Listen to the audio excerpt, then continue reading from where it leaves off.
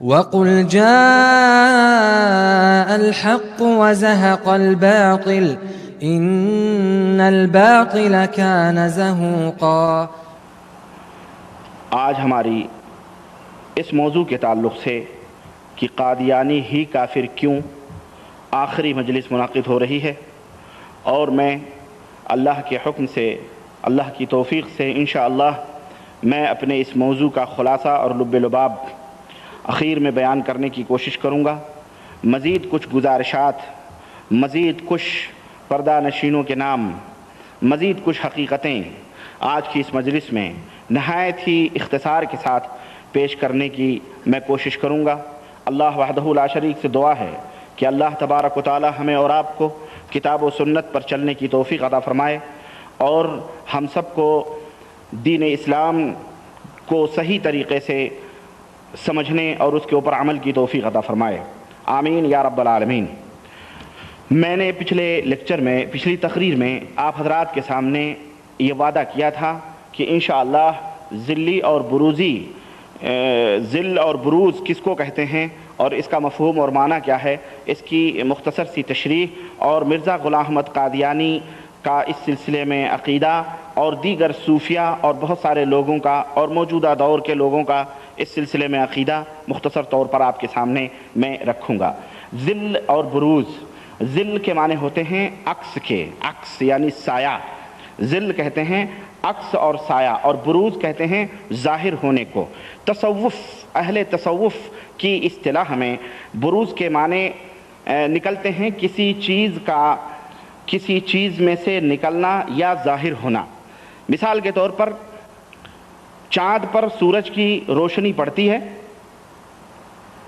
تو چاند چمکنے لگتا ہے، ایسی صورت میں کہتے ہیں کہ چاند یہ سورج کا بروز ہے، چاند سورج کا بروز ہے۔ اور اسی طرح سے بہت سارے انسانوں میں شکل و صورت اور سیرت و مزاج میں بڑی حد تک مماثلت اور بڑی حد تک مشابہت پائی جاتی ہے، چنانچہ اکثر بڑوں کی صورت اور شکل اور سیرت و مزاج چھوٹوں کے اندر موجود ہوتی ہے۔ بچہ پیدا ہوتا ہے تو کبھی وہ ددیحال کی شکل و صورت، ننیحال، ماں باپ، چچا، بھائی بہن، یعنی کسی کی شکل و صورت کسی کی مشابہت میں ہوتا ہے، تو اس کو وہ کہا جاتا ہے کہ یہ جو ہے بروز ہے اس کا، یعنی اس میں یہ چیز ظاہر ہوئی ہے۔ بہرحال اسی طرح صوفیہ کی اصطلاح میں بروز جو ہے کسی کا کسی چیز کے اندر ظاہر ہونا، یہ بڑی اہمیت رکھتا ہے یہ کلمہ، اور وہ کہتے ہیں صوفیہ کہ انبیاء، اولیاء، کاملین اور اسی طرح صالحین اور متقدمین اور متاخرین جتنے بھی ہیں، ان میں بھی سیرت و مزاج اور حالات و واقعات کی مشابہت اور مماثلت پائی جاتی ہے، ہوتی ہے۔ صوفیہ اسی کو بروز سے تعبیر کرتے ہیں، حالانکہ اسلام کے اندر اس معنی کر بروز کا کوئی تصور موجود نہیں ہے۔ اللہ اور اس کے رسول صلی اللہ علیہ وسلم نے بھی قطعاً اس کا کہیں کوئی ذکر موجود، اس چیز کا کہیں کوئی تذکرہ نہیں فرمایا ہے، بلکہ یہ اللہ وحدہ لا شریک کی حکمت ہوتی ہے کہ کوئی کسی کی شکل و صورت میں ہوتا ہے، یا کوئی کسی سیرت اور مزاج سے کسی کی سیرت و مزاج، کسی کی سیرت اور کسی کا مزاج ملتا جلتا ہے، کسی کی شکل و صورت کسی سے مشابہ ہو جاتی ہے، کسی کا دماغ کسی کے دماغ سے ملتا اور جلتا ہے۔ یہ اللہ وحدہ لا شریک کی حکمت ہے، اور اس میں انسان کی کوشش کا قطعاً کوئی بھی دخل نہیں ہے۔ یعنی ایسا نہیں ہے کہ کوئی انسان کوشش کر کے کسی کا ہم شکل ہو جائے، کوشش کر کے کسی کی صلاحیت یا کسی کی سیرت یا کسی کی جو ہے اس کی طرح ہو جائے، یہ یعنی یا اسی کے مانند ہو جائے۔ انسان کی کوشش کا اس میں کوئی دخل نہیں ہو سکتا ہے۔ لیکن صوفیوں کے ہاں یہ چیز پائی جاتی ہے، اور وہ ان کا یہ عقیدہ اور خیال ہے کہ کوئی مرید محنت اور مشقت اور جد و جہد کر کے اپنے آپ کو شیخ میں فنا کر کے شیخ کے کمال کو حاصل کر سکتا ہے، شیخ کے سیرت اور اس کے مزاج کو حاصل کر سکتا ہے، اور وہ اس کے کمال اس شیخ کے یعنی اپنے پیر کے کمالات کا بروز ہو سکتا ہے۔ یعنی کوئی شخص کوئی مرید اپنے پیر کی مطابقت اور اس کی پیروی کر کے اور اس کی تعلیمات کے اوپر عمل کر کے محنت اور مشقت کر کے اپنے پیر کا بروز ہو سکتا ہے۔ اسی طرح سے صوفیوں کا یہی عقیدہ ہے، اور ایسے آدمی کو فنا فی الشیخ کہتے ہیں۔ ایسے آدمی کو کیا کہتے ہیں؟ فنا فی الشیخ کہتے ہیں، یعنی یہ اپنے شیخ میں فنا ہو گیا۔ چنانچہ آپ کو میں بتایا بھی ہوں صوفی اور برہمن میں احمد رضا خان صاحب نے اپنے اسی ملفوظ کے اندر فنا فی الشیخ کا بھی ذکر کیا ہے کہ فنا فی الشیخ ان سے پوچھا گیا کس کو کہتے ہیں، تو کہتے ہیں فنا فی الشیخ کا مطلب یہ ہے کہ آدمی اپنے آپ کو اپنے شیخ میں اس طرح فنا کر لے کہ اسے ہر طرف اپنے شیخ کی صورت ہی نظر آئے، اپنے شیخ کی تصویر نظر آئے، یہاں تک کہ اگر نماز بھی پڑھتا ہو تو نماز میں بھی اپنے شیخ کی تصویر اس کو نظر آئے اور شیخی کا تصور اس کے اندر پایا جائے۔ اور بین ہی یہی عقیدہ دیوبندیوں کے ہاں بھی، یہ میرے پاس حکایات اولیاء کے نام سے مولانا اشرف علی صاحب تھانوی کی کتاب ارواح ثلاثہ موجود ہے، جس کے اندر فنا فی الشیخ کا تصور بڑے اچھے طرح سے مولانا انہوں نے کیا ہے، ہمارے مولانا اشرف علی صاحب تھانوی نے، کہ 265 صفحے کے اندر فنا فی الشیخ کا تصور شیخ کا ذکر انہوں نے کیا ہے، اور کہتے ہیں کہ ایک دفعہ گنگوہی صاحب جوش میں تھے اور تصور شیخ کا مسئلہ درپیش تھا، فرمایا کہہ دوں؟ عرض کیا گیا فرمائیے، پھر فرمایا کہہ دوں؟ عرض کیا گیا فرمائیے، پھر فرمایا کہہ دوں؟ عرض کیا گیا فرمائیے۔ تو فرمایا کہ 3 سال کامل ہمارے پیر حضرت امداد اللہ مہاجر مکی کا چہرہ میرے دل میں رہا ہے اور میں نے ان سے پوچھے بغیر کوئی کام نہیں کیا ہے۔ یہ ہے تصور شیخ۔ اسی طرح سے پھر جوش آیا اور فرمایا کہہ دوں؟ عرض کیا گیا کہ حضرت ضرور فرمائیے، فرمایا کہہ دوں؟ فرمائیے۔ تو کہنے لگے اتنے ہی سال یعنی 3 سال حضرت صلی اللہ علیہ وسلم میرے دل میں رہے ہیں، میرے دل میں رہے اور میں نے کوئی بات آپ سے پوچھے بغیر نہیں کی۔ اور پھر یہ کہہ کر اور جوش ہوا، فرمایا کہہ دوں؟ عرض کیا گیا فرمائیے، مگر خاموش ہو گئے۔ لوگوں نے اصرار کیا تو فرمانے لگے، کہنے لگے رہنے دو، رہنے دو اس طرح سے، یعنی اب تو اللہ ہی کی باری تھی، اب یہ کہہ دیتے اللہ ہی میرے دل میں بیٹھا ہوا تھا۔ سمجھ رہے ہیں؟ یہ ہے تصور شیخ، یعنی آدمی محنت و مشقت کر کے اپنے پیر کے اندر فنا ہو کر کے اس کا کمال حاصل کر سکتا ہے، نبی کا کمال حاصل کر سکتا ہے۔ استغفر اللہ، یہ بروز ہے، یہ عقیدہ ان کے یہاں موجود ہے۔ عہد رسالت مآب صلی اللہ علیہ وسلم میں، عہد صحابہ میں، عہد تابعین میں، ائمہ میں، محدثین کے زمانے میں ان مسلمانوں کے اندر اس قسم کے کوئی تصورات تاریخی حیثیت سے بھی، سیرت میں بھی، کتب احادیث میں ہرگز موجود نہیں ہیں۔ لیکن اس کے بعد جب یونانی فلسفہ عجمی تصورات اور خیالات اور مشرکانہ اور مبتدعانہ عقائد اور اعمال تصوف کے نام سے مسلمانوں کے اندر داخل ہوئیں، تو پھر اس کی تعلیمات مساجد سے ہٹ کر پھر اس کے لیے خاص طور پہ خانقاہیں تعمیر ہوئیں، اور ان خانقاہوں میں بیعت اور ارادت کے جال بچھائے گئے، اور پھر ان کو اس شکنجے میں کس کر کے کشف اور مراقبہ اور اسی طرح افادہ اور استفادہ اور کشف قبور اور پھر عطائے ولایت اور خلعات اور پھر اس طرح سے دیگر صوفیوں کے اپنے جو جال ہوتے ہیں، اس طرح سے امت کو گمراہ کیا گیا، اور جناب علی اس طرح سے امت کے اندر یہ تمام سب کفریہ اور بدعتیانہ اور شرکیانہ باتیں ڈالی گئیں، جس سے قرون اولا اور پھر دوسری تیسری صدی تک مسلمان بے خبر تھے اور جس کا تصور اسلام کے اندر موجود نہیں تھا۔ چنانچہ میں آپ کو اسی ذلی اور بروزی تحت سے صوفیوں کی چند باتیں آپ کے سامنے عرض کروں، پھر مرزا قادیانی کی بات میں بتاؤں کہ یہی عقیدہ اگر صوفیہ رکھتے ہیں تو ہمارے ملکوں میں ہمارے ملک کے یہ دیوبندی اور بریلوی حضرات انہیں اولیاء اللہ کے نام سے یاد کرتے ہیں، لیکن یہی عقیدہ اگر مرزا غلام احمد قادیانی رکھتا ہے تو اس کو کافر کہا جاتا ہے۔ تو پھر مرزا قادیانی ہی کافر کیوں ہے؟ ان لوگوں کو آپ کیا کہیں گے؟ چنانچہ میں آپ کو بتاؤں، تذکرۃ الاولیاء جو دیوبندیوں اور بریلویوں کی بڑی ہی کہ شیخ فرید الدین عطار کی بڑی معرکۃ الآراء کتاب ہے، اس کے اندر شیخ ابو الحسن خرقانی کے حالات میں ایک واقعہ ذکر کیا گیا ہے کہ شیخ کے پاس ایک صوفی صاحب آئے اور انہوں نے کہا کہ جناب میں شبلی وقت ہوں، میں جنید وقت ہوں۔ شیخ خرقانی کو اس کے اوپر جلال آ گیا، باباؤں کو جلال بہت آتا ہے نا، پیروں کو بڑا جلدی جلال آتا ہے، سمجھ رہے؟ تو ان کو جلال آ گیا اور جوش میں کہنے لگے، حضرت شیخ ابو الحسن خرقانی جو دیوبندیوں اور بریلویوں کے بہت بڑے پیر ہیں، وہ کہنے لگے میں مصطفی وقت ہوں، میں کون ہوں؟ بولو، پھر قادیانی ہی کافر کیوں؟ تمہارا پیر اپنے آپ کو مصطفیٰ وقت کہے تو وہ تو بہت بڑے ولایت کے مقام اور مرتبے پہ فائز ہے، اور اگر قادیانی کہے کہ میں اس دور کا، اس عہد کا نبی ہوں، اور وہ بھی ختم نبوت کا عقیدہ رکھ کر کے، تو پھر وہی کافر کیوں ہے؟ چلیں کہنے لگے کہ میں مصطفیٰ وقت ہوں۔ اس چھوٹے سے واقعے سے ہم اور آپ اس بات کا اندازہ لگا سکتے ہیں کہ ذلی اور بروزی، فنا اور بقا کے تصورات نے صوفیوں کو کہاں پہنچا دیا تھا، اور کس وادی میں پہنچ کر کے وہ لوگ اس طرح کی باتیں کرتے تھے۔ چنانچہ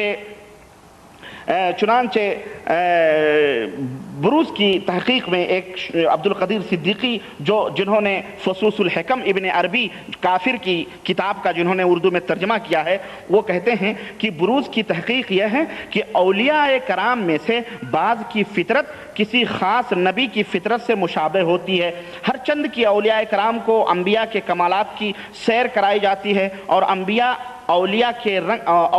انبیاء کے رنگ میں رنگے جاتے ہیں، یا یوں کہو کہ انبیاء کی کمالات کا پرتو ان ولیوں کے اوپر پڑتا ہے، یا یوں کہو کہ انبیاء کی صفات خاصہ ان ولیوں کے اندر ظاہر ہوتی ہے اور بروز کرتی ہے، مگر تکمیل سیر کے بعد ہر ایک اپنی فطری مناسبت کے اصلی مقام پر رہتا۔ مطلب یعنی بڑا ٹف لفظ ہے، مطلب اس کا واضح خلاصہ یہ ہے کہ اولیاء کرام کو انبیاء کرام کے صفات اور ان کے کمالات کی سیر کرائی جاتی ہے، پھر ان کا عکس ان ولیوں کے اوپر پڑتا ہے، اور پھر جناب عالی وہ کمالات جو نبیوں کے ہیں وہ اولیاء حاصل کر لیتے ہیں، لیکن پھر بھی اصلیت باقی رہتی ہے، یہ ولی ہوتے ہیں، وہ نبی ہوتے ہیں، تب رہا وہ کمالات اور وہ صفات وہ اولیاء کرام نبیوں کے حاصل کر لیتے ہیں۔ استغفر اللہ۔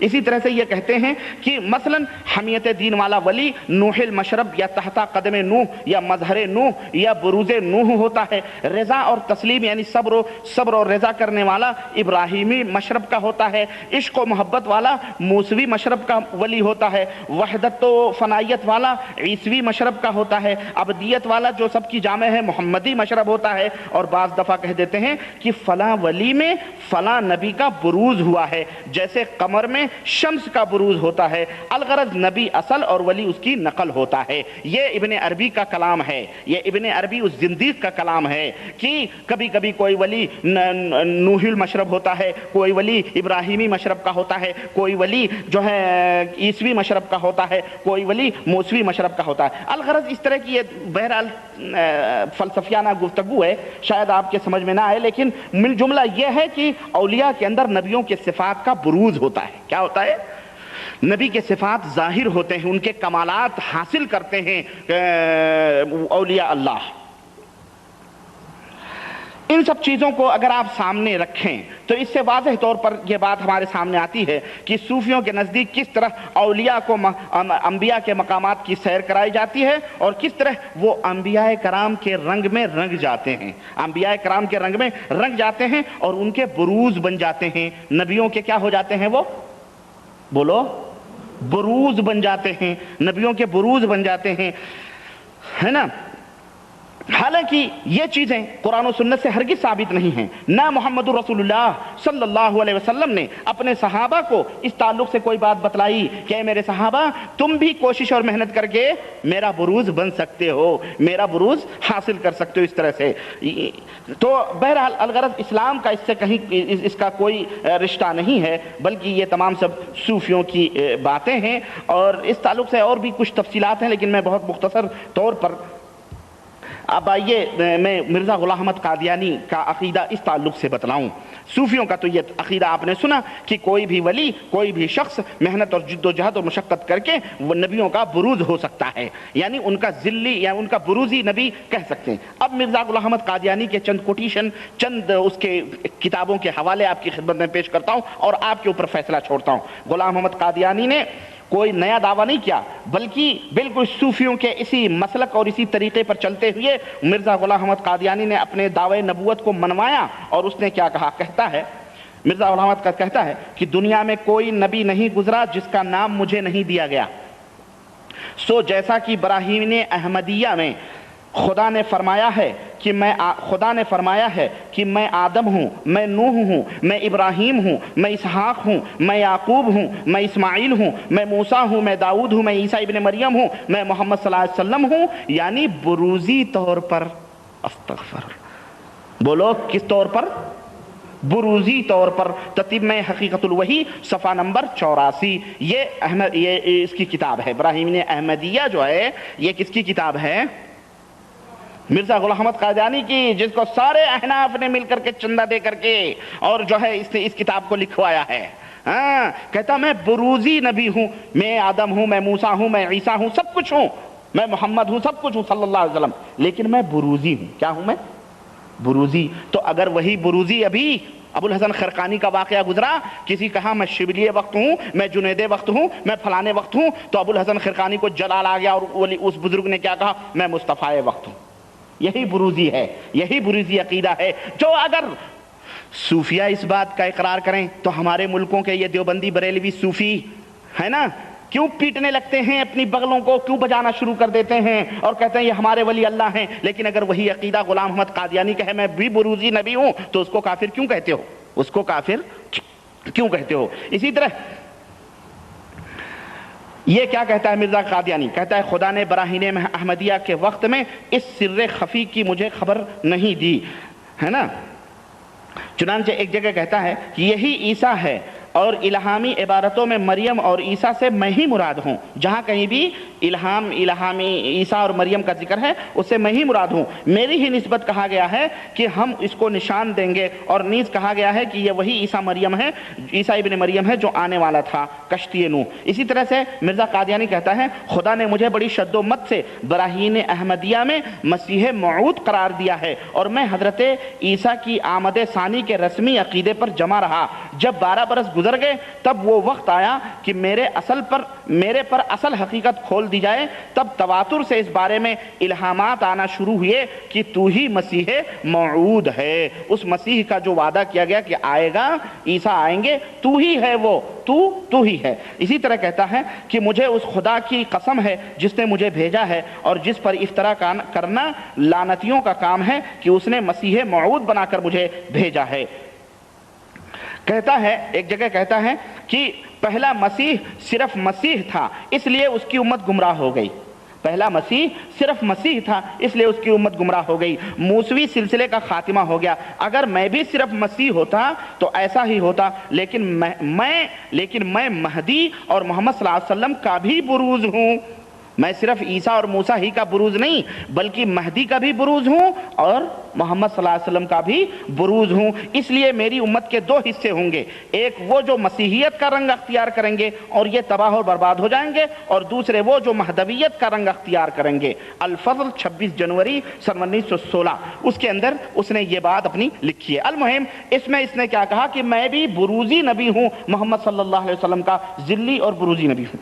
اور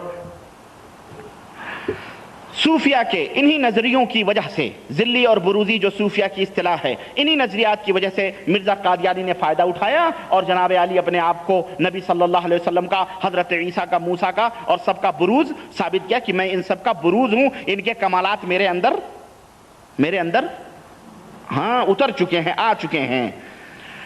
اور اگر صوفیہ یہ عقیدہ نہ رکھتے تو ظاہر ہے نہ یہ بروز کا مسئلہ پیدا ہوتا، نہ مرزا غلام احمد قادیانی کو اس کا وہ ہوتا۔ اور اسی بروز کے ساتھ ایک چیز ذل بھی ہے، اسی بروز کے ساتھ ایک لفظ آتا ہے، لفظ ذل، ذو لام ذل، اس کے معنی ہے سایہ اور عکس کے۔ کوئی شخص آئینے کے سامنے کھڑا ہو یا صاف اور شفاف پانی کے سامنے کھڑا ہو تو اس کا عکس اور اس کی تصویر اس آئینے کے اوپر یا اس پانی کے اوپر آ جاتی ہے، جو دیکھنے میں اپنی شکل اور شباہت اور رنگ اور نقشے کے لحاظ میں وہی شخص ہوتا ہے، اور واقعے کے اعتبار سے وہ غیر شخص ہوتا ہے۔ یعنی شیشے کے سامنے ظاہر ہے جو کھڑا ہوا ہے وہ اس کا نقشہ، اس کا چہرہ، سب کچھ وہی ہے، لیکن یہ نہیں کہہ سکتے کہ وہ آپ وہاں کھڑے ہوئے ہیں، بلکہ آپ تو یہاں کھڑے ہوئے، وہ آپ کا عکس ہے، وہ آپ کا ذل ہے، وہ آپ کا سایہ ہے۔ صوفیوں کے نزدیک ذل کی صورت کیا ہے؟ ذل کی صورت یہ ہے کہ خاص خاص اولیاء خاص انبیاء کے رنگ میں رنگے جاتے ہیں، اور انبیاء کے کمالات ان اولیاء میں جذب ہو جاتے ہیں، جس کی بنا پر اولیاء ان انبیاء کے قدموں کے نیچے ہوتے ہیں یا ان کے مظہر اور ان کے بروز ہو جاتے ہیں۔ اس طرح ان میں شخص اور عکس، شے اور ذل، اصل اور نقل کی صورت پیدا ہو جاتی ہے۔ ذل اور بروز در حقیقت ایک ہی چیز ہے، لیکن ان میں تھوڑا سا ہلکا سا فرق ہے۔ ولی کا نبی کے رنگ میں رنگ جانا ذل ہے، ولی کا نبی کے رنگ میں رنگ جانا یہ ذل کہلاتا ہے، اور ولی سے نبی کے کمالات کا ظہور ہونا یہ بروز کہلاتا ہے۔ اب سمجھ آئی ذل اور بروز کا فرق کیا ہے؟ ولی کا نبی کے رنگ میں رنگ جانا یہ ذل کہلاتا ہے، اور ولی سے نبی کے کمالات کا ظاہر ہونا یہ کیا کہلاتا ہے؟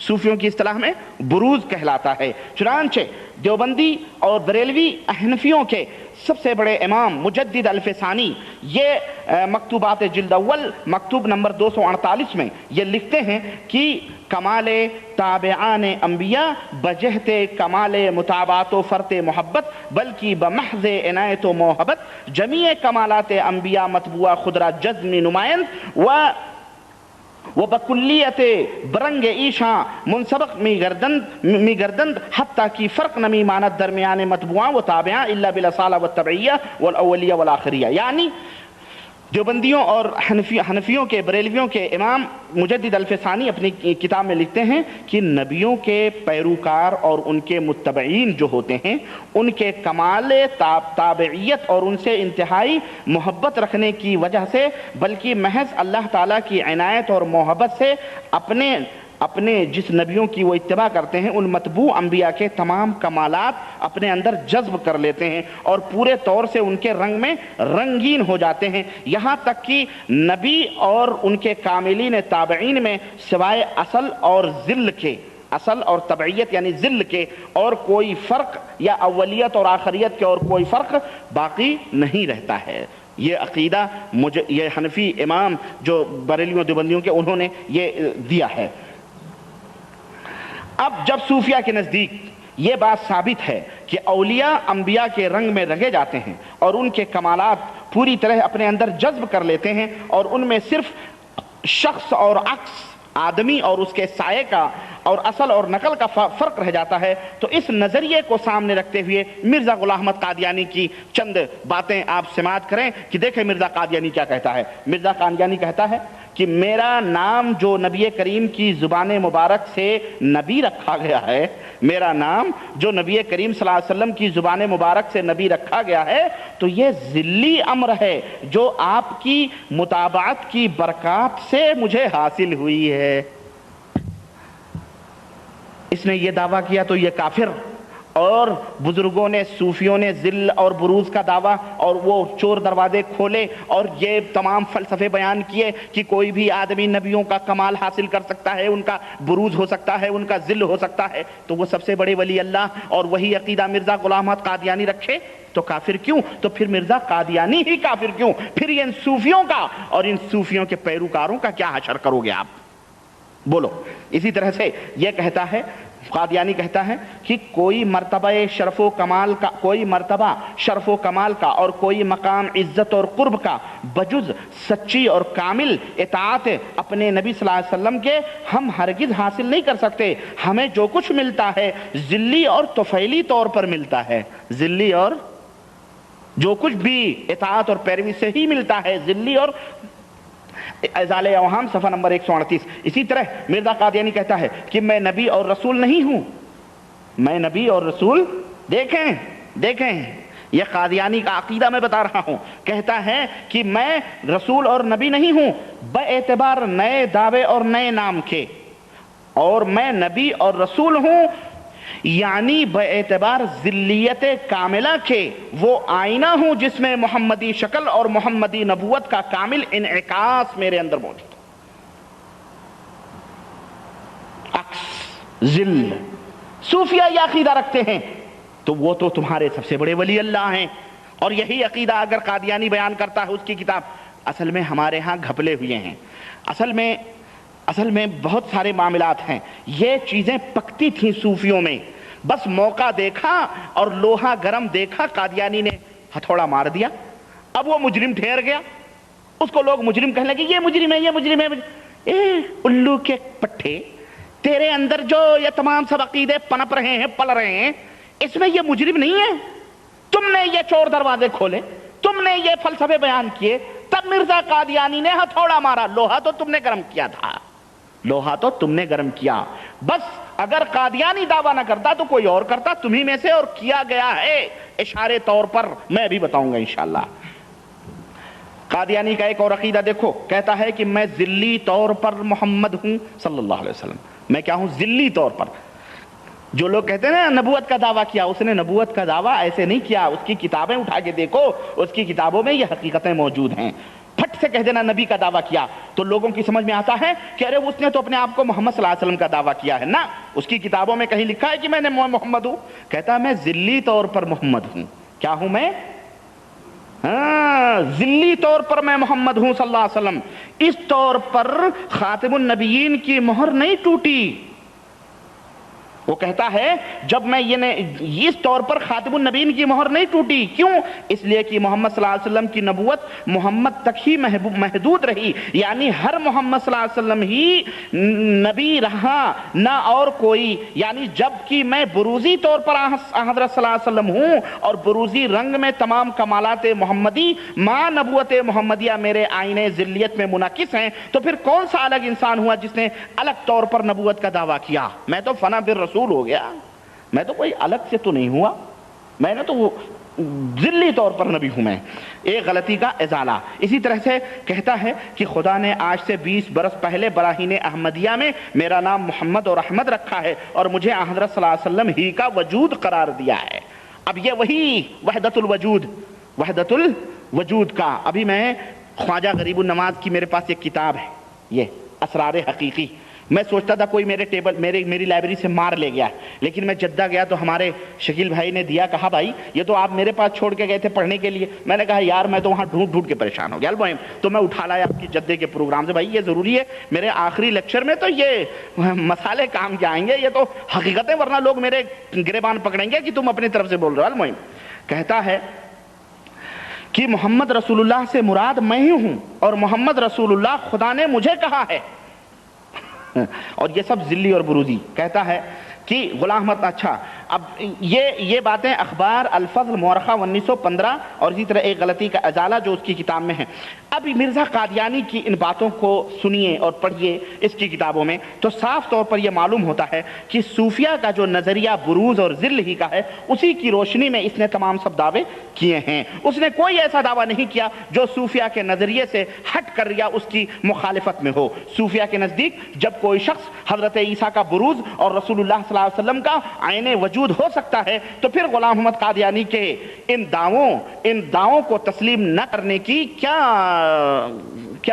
ان دعووں کو تسلیم نہ کرنے کی کیا چیزیں روک رہی ہیں، مانے ہیں کہ آپ ان دعووں کو نہ تسلیم کریں. اور اس کی مثال میں پہلے لیکچر میں شاید دے چکا ہوں کہ ایک آدمی کہتا ہے اس پہاڑ کے اوپر چڑھنا بڑا مشکل ہے نا، اس پہاڑ کے اوپر چڑھنا مشکل ہے، لیکن کوئی اگر عزم و ہمت سے کام لے تو اس پہاڑ کے اوپر چڑھ سکتا ہے. دوسرے نے کہا میں چڑھ گیا، تو آپ کہیں نہیں وہ غلط بول رہا. کیوں غلط بول رہا بھائی؟ آپ نے تو دروازہ کھولا، عزم و ہمت والا کہا میں چڑھ گیا. لیکن اگر یہ آپ یہ کہیں کہ اس پہاڑ کے اوپر کوئی نہیں چڑھ سکتا، بھلے وہ کتنے ہمت و عظمت والا ہو. اب اگر کوئی کہے کہ نہیں میں چڑھ گیا ہوں تو وہ جھوٹا ہے، وہ بھی جھوٹا ہے.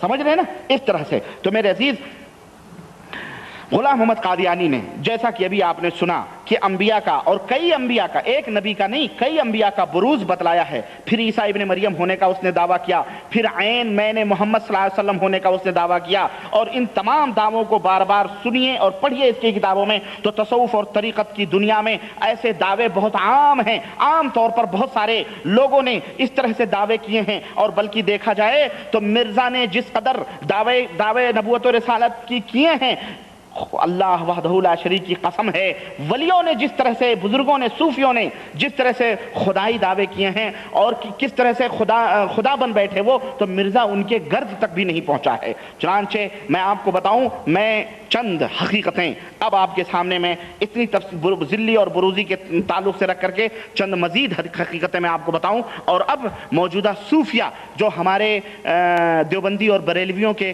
بہت بڑے بزرگ مانے جاتے ہیں اور بہت بڑے ولی اللہ مانے جاتے ہیں، ان کی کچھ باتیں میں آپ کی خدمت میں پیش کروں. چنانچہ دیوبندیوں اور بریلویوں کے شیخ فرید الدین محمد بن ابراہیم عطار جو سن 677 کے اندر مرے ہیں، وہ لکھتے ہیں، کہتے ہیں کہ عرش کی حقیقت کے متعلق کسی نے حضرت بایزید بسطامی، اور ان کی حقیقت میں نے بتایا ہے کہ بایزید بسطامی کون ہے، کشف المحجوب داتا گنج ہجویری کے حوالے سے، کہ جس نے کہا تھا نا کہ ما فی بیت الا اللہ، گھر میں اللہ کے سوا کوئی نہیں ہے نا، اللہ خدائیت کا دعویٰ کیا. ان سے کسی نے پوچھا عرش کی حقیقت کے متعلق، عرش جو رب کا، جو جس کے اوپر عرش رب مستوی ہے، اللہ مستوی ہے، اس کی حقیقت کے بارے میں پوچھا کسی نے، تو فرمایا کہ عرش تو میں خود ہوں. بایزید بسطامی نے کیا کہا؟ عرش تو، اور میں کہتا ہوں یہ تو بہت چھوٹا دعویٰ ہے. اس نے تو جیسا کہ ہمارے داتا گنج ہجویری کی کتاب بتلاتی ہے کہ حضرت بایزید بسطامی نے تو کہا گھر میں تو میں اللہ ہی ہوں بھائی، تو کہتا عرش تو میں خود ہی ہوں. پھر کرسی کے متعلق پوچھا گیا تو آپ بسطامی نے فرمایا کہ کرسی بھی میں ہوں. پھر قلم کے متعلق تو کہا قلم بھی میں ہی ہوں.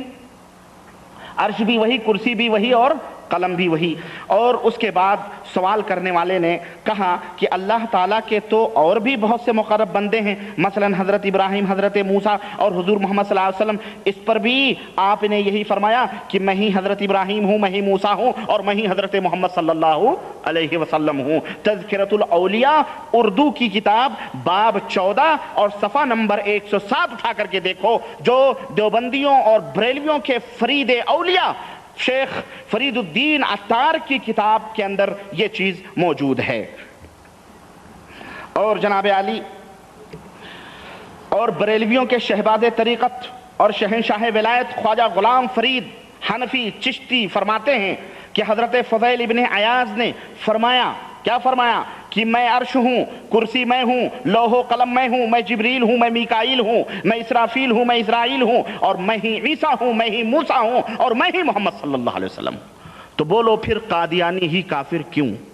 پھر اگر یہ حقیقتیں فضیل ابن عیاض اور ان صوفیوں کی طرف منسوب ہیں، اور خود ان کی کتابوں کے اندر ان بزرگوں نے اپنے بزرگوں کی شان میں یہ لکھی ہوئی ہیں، تذکرۃ الاولیاء وغیرہ میں، اور ظاہر ہے کہ بھائی یہ تمہارے گھر کی کتاب ہے، معراج ربانی کے گھر کی کتاب نہیں ہے، اس کے اندر یہ باتیں موجود ہیں اور یہ دعوے انہوں نے کیے ہیں، تو یہ تمہارے سب سے بڑے ولی اللہ ہیں.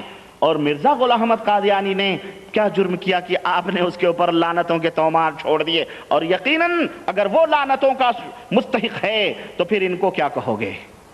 ان کو کیا کہو گے؟ چورو، لٹیرو، ڈاکو، اس کو کیا کہو گے؟ بولو. اور یہ دیوبندی بریلوی ملاؤں سے میں پوچھنا چاہتا ہوں، تم دین و ایمان کے لٹیرے ہو، تم نے ڈانکے ڈالے ہیں مسلمانوں کے عقیدوں پر، عقید توحید پر، اور تم ایک کو چور ثابت کر کے خود بچ گئے.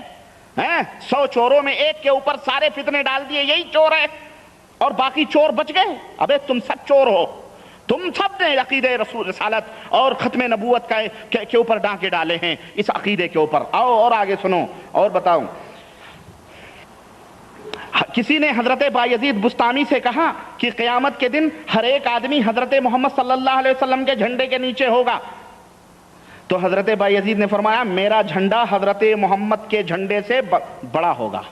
استغفر اللہ، استغفر اللہ، اور لعنت ہو اگر اس نے یہ بات کہی ہے.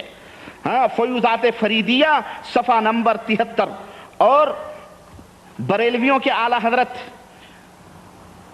مجدد دین بدعت ملت بریلی کے خان صاحب، یہ کتاب موجود ہے.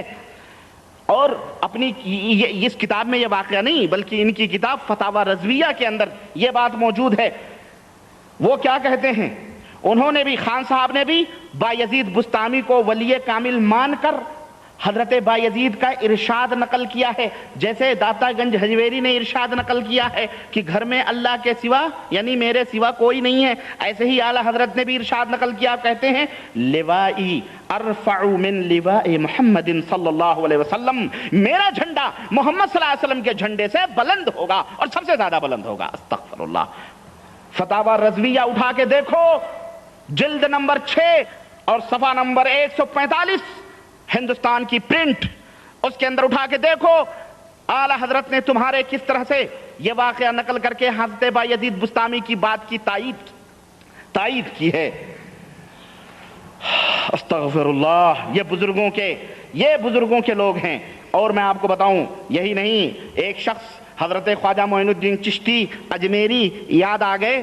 ہاں چلو اجمیر چلو، گاڑی چلی اجمیر چلی، قوالیاں ہوتی نا ہمارے ہاں، آیا اجمیر کا میلہ چلو، اور لڑکیاں عورتیں خوب میک اپ اور ڈسکو اور تاب گانجے اور بھنگ اور جناب علی ڈھول اور تاشے اور سارنگیا قوال، یہ فلانے بھائی، یہ فلانا کلی، وہ سب آتے ہیں، کیا کہتے ہیں قوال، یہ خواجہ غریب النواز.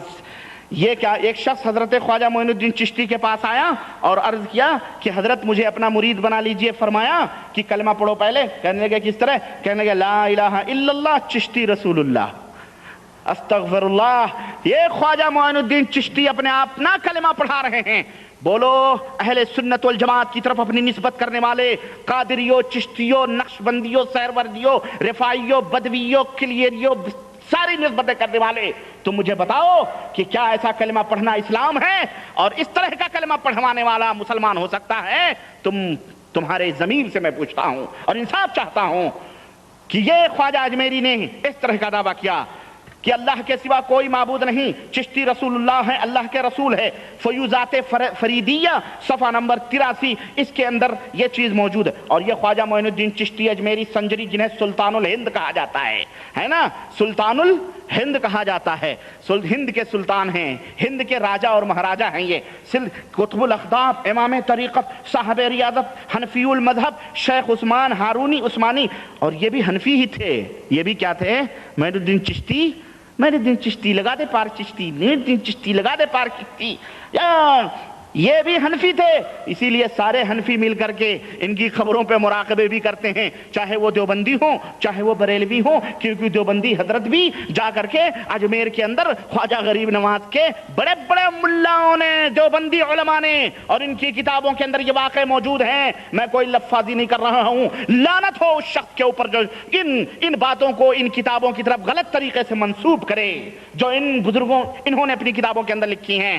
خواجہ اجمیری نے باقاعدے مراقب ہوتے ہیں قبروں کے پاس، اور خواجہ اجمیری انہیں نصیحتیں کرتے ہیں کہ اب تم جاؤ فلانی جگہ فلاں فلاں کام کرو. یہ دیوبندیوں کے حضرت کی کتاب کے اندر یہ بات موجود ہے. اور یہی اسی لیے یہ بھی حنفی وہ بھی حنفی، تو اپنے حنفی صوفیوں کی بڑائی کے لیے اور اس کی تعریف و توصیف تو کریں گے نا، کچھ نہ نمک حقی جو ہے حنفیت کچھ نہ کچھ تو ادا کریں گے. تو یہ کہتے ہیں کہ مشہور ہیں کہ شیخ عثمان ہارونی کے مرید اور خلیفہ تھے. ہندوستان کے بارے میں یہ مشہور ہے کہ اسلام آپ ہی کے طفیل سے ہندوستان میں مشہور اور منتشر ہوا.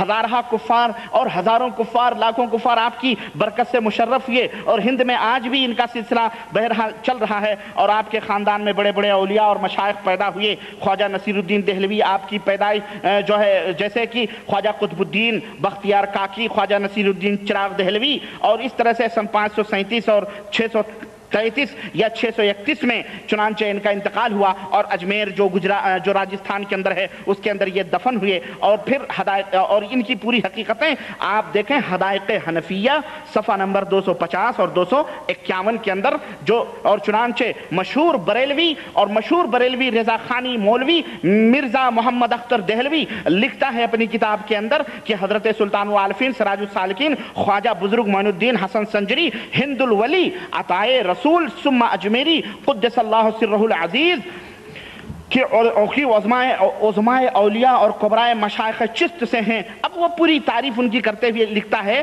کہ حضرت خواجہ عثمان ہارونی مکہ میں دعا کر رہے تھے تو خواجہ عثمان ہارونی نے زیر ناودان کعبہ کے، خواجہ اجمیری کہتے ہیں کہ وہ جو پرنالہ نہیں ہے حتیم کی طرف جو پرنالہ کہتے ہیں، اسی کے نیچے کھڑے ہو کر کے دعا کر رہے تھے. تو کہتے ہیں میرے واسطے دعا کی، میرے پیر نے، خواجہ اجمیری کہتے ہیں میرے پیر نے میرے واسطے دعا کی اور میرا ہاتھ اپنے ہاتھ میں پکڑ کر اللہ کے سپرد کیا. تو غیب سے آواز آئی کہ معین الدین ہم نے قبول کیا.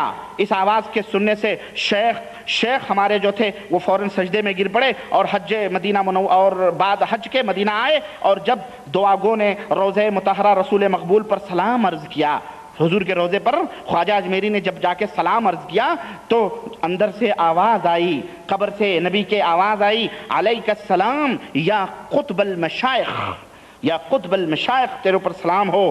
ہاں، ہند کی ولایت تجھ کو میں نے عطا کی، ہند کی ولایت میں نے تجھ کو عطا کی۔ یہ آواز میرے شیخ سن کر بہت خوش ہوئے اور دعا گو سے فرمایا کہ جا تو کمال کو پہنچا۔ بعدہ ہمراہ شیخ پھر بغداد آیا اور حضرت خواجہ نے خلوت قبول کی اور بندہ کو امر رسول صلی اللہ علیہ وسلم اجرائے دین ہندوستان کی طرف بھیجا۔ اب اس طرح سے بہرحال یہ تمام سب نبی کریم صلی اللہ علیہ وسلم کے حکم سے جناب علی پہنچ رہے ہیں ہندوستان، باقاعدہ یہ عقیدہ بتایا جا رہا ہے۔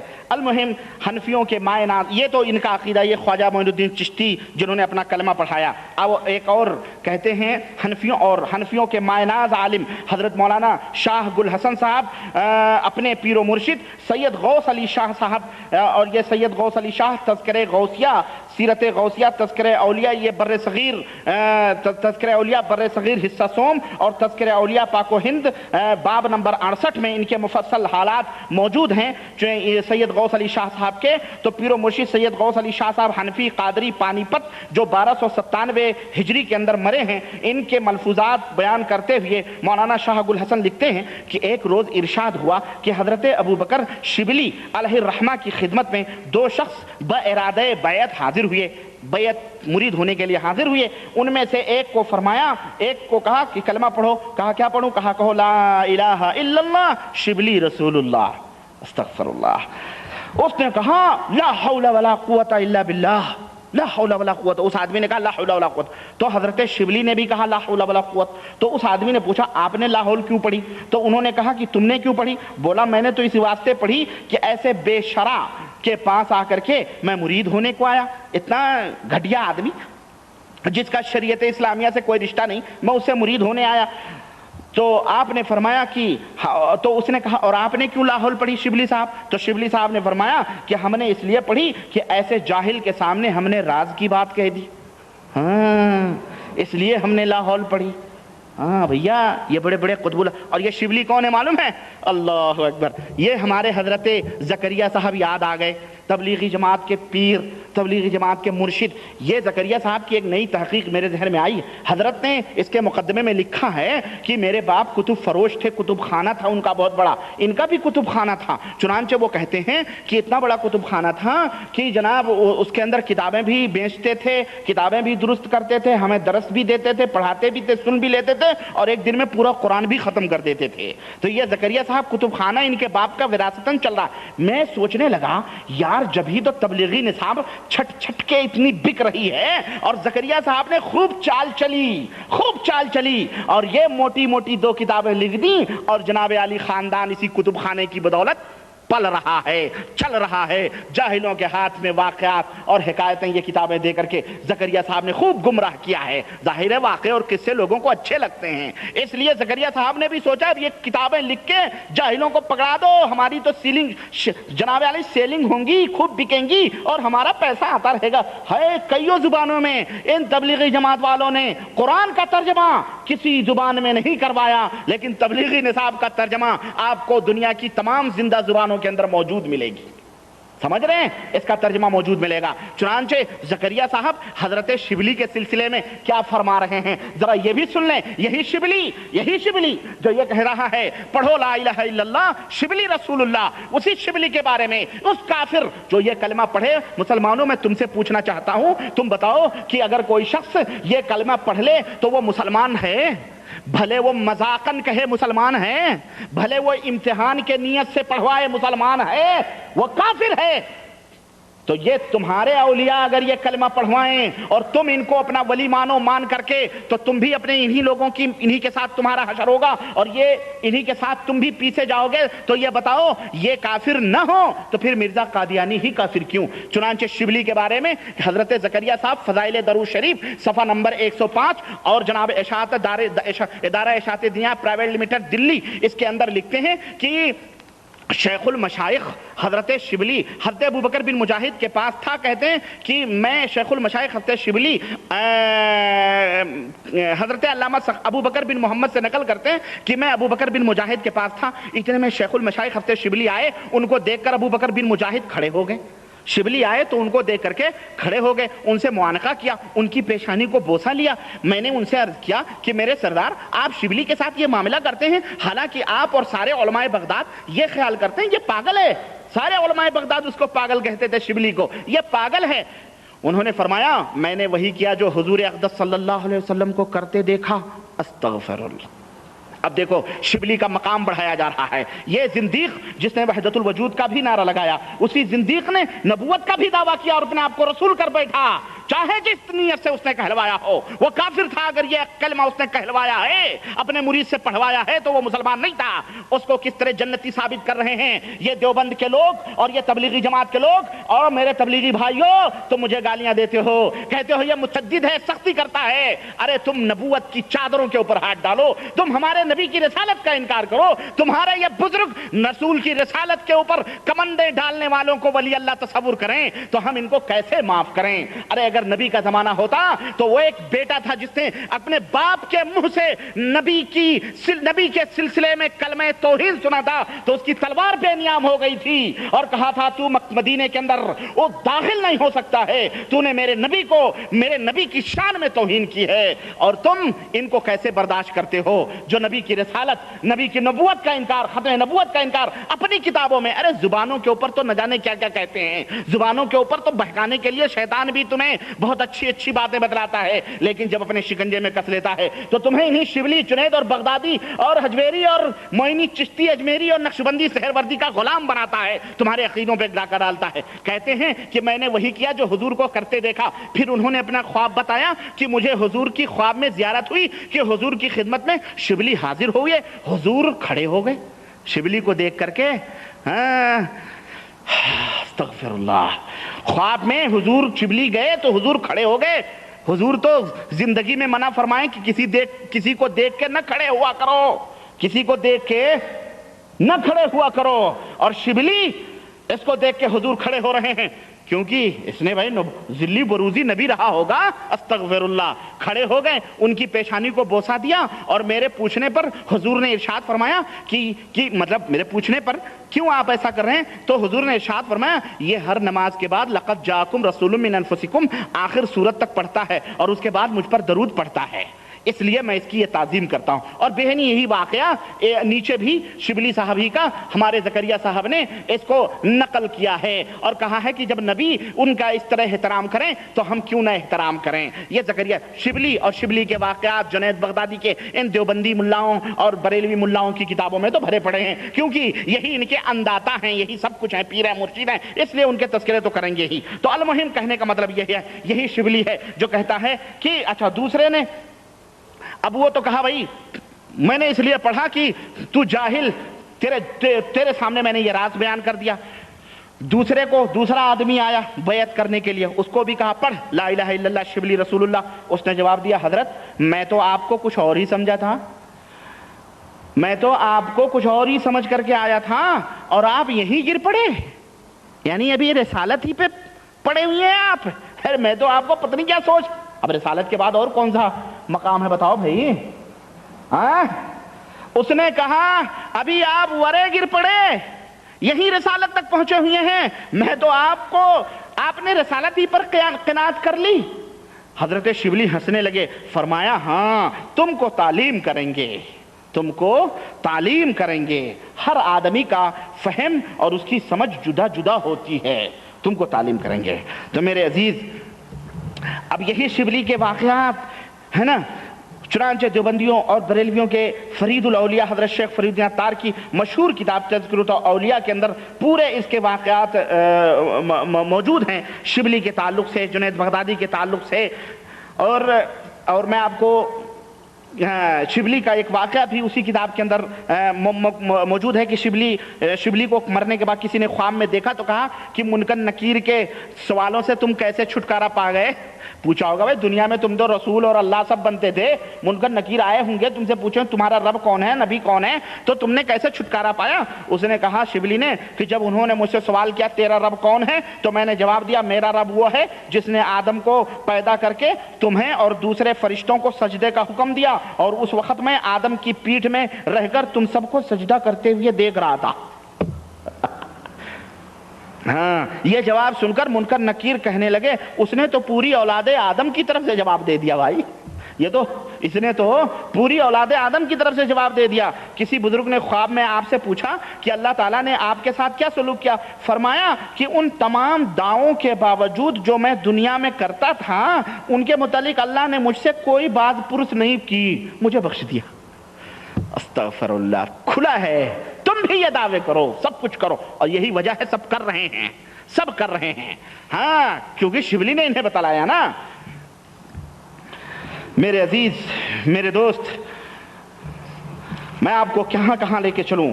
چنانچہ یہی شبلی ہے.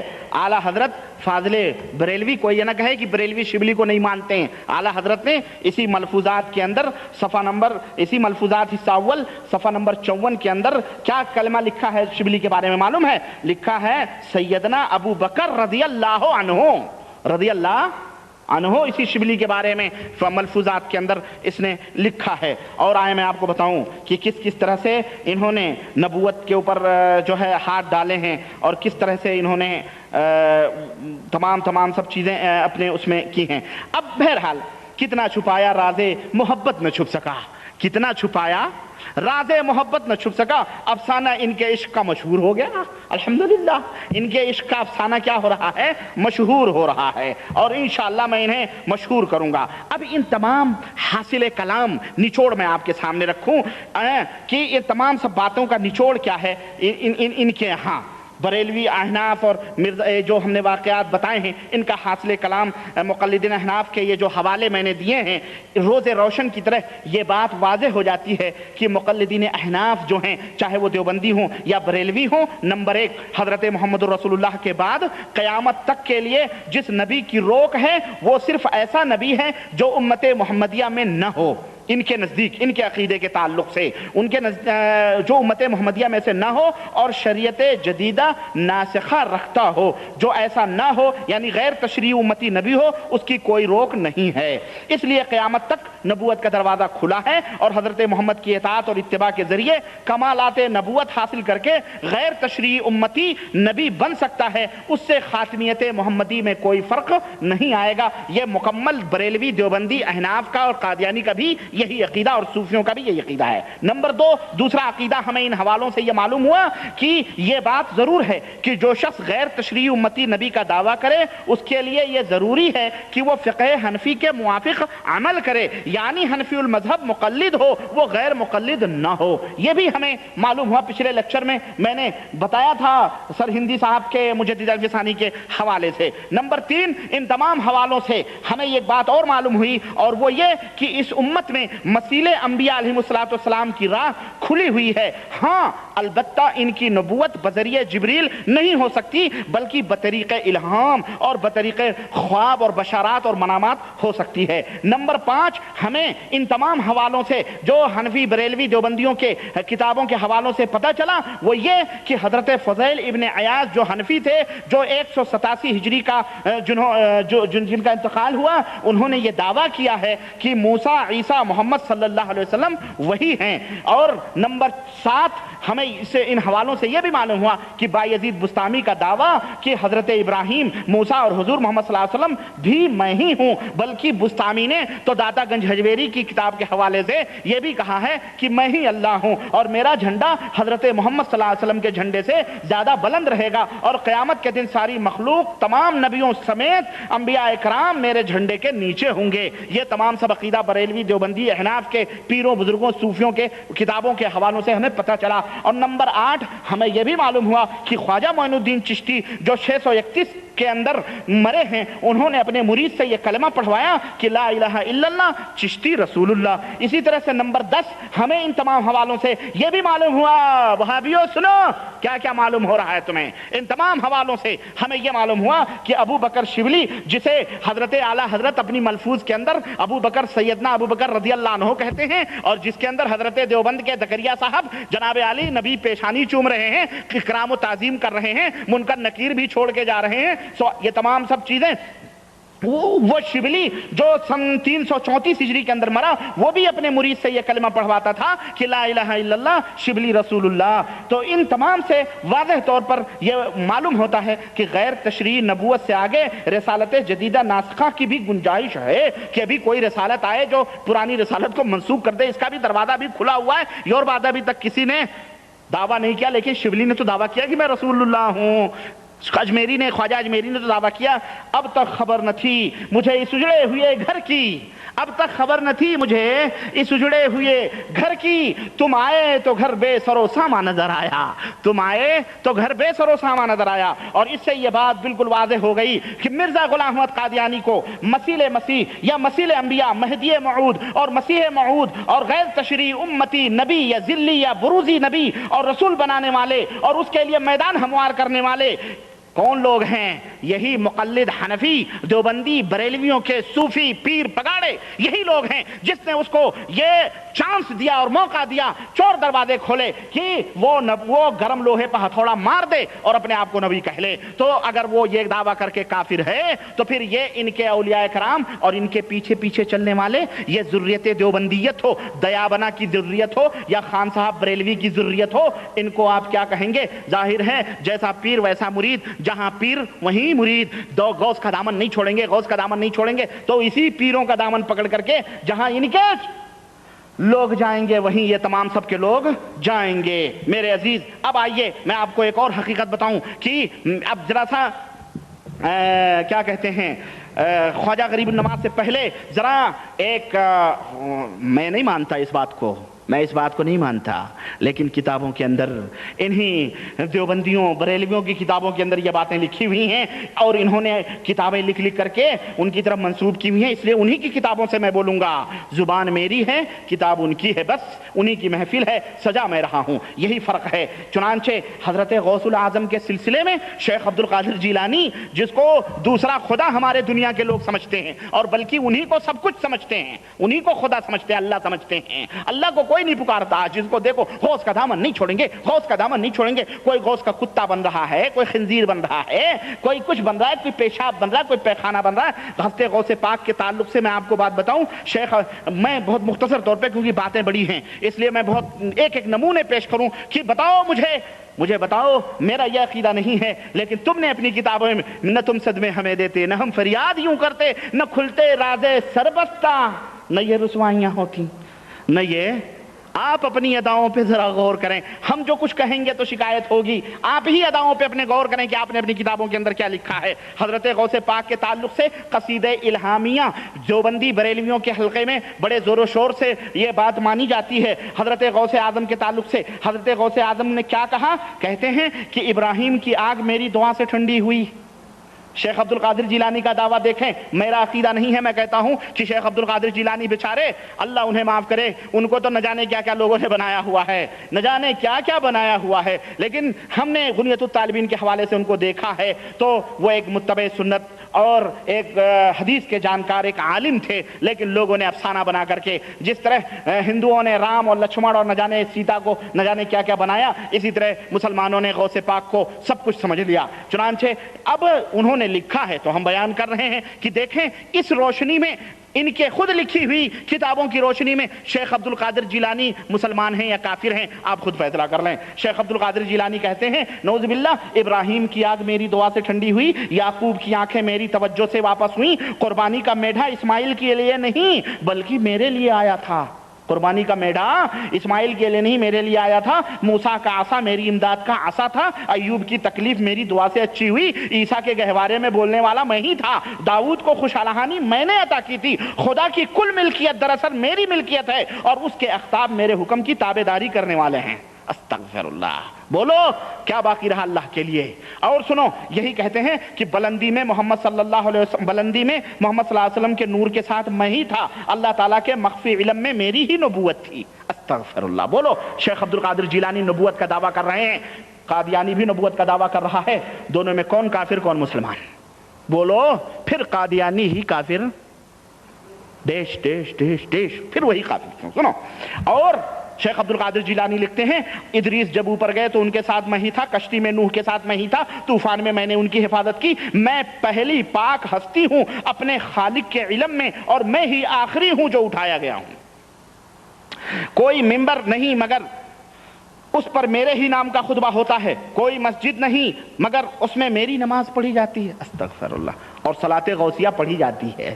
ہاں یہ ہمارے ہاں ہری ہری توتے لوگ نکلے نا، توتے لوگ، قادری پارٹی، ہاں وہاں الیاس پارٹی، یہاں بھی الیاس پارٹی، تبلیغی جماعت والی پارٹی، ادھر بھی الیاس پارٹی، ادھر بھی الیاس، الذی لا یاتی منہ الا الیاس، جن سے یاس اور نا امیدی کے سوا کوئی امید نہیں رکھی جا سکتی، دونوں پارٹیاں ہیں۔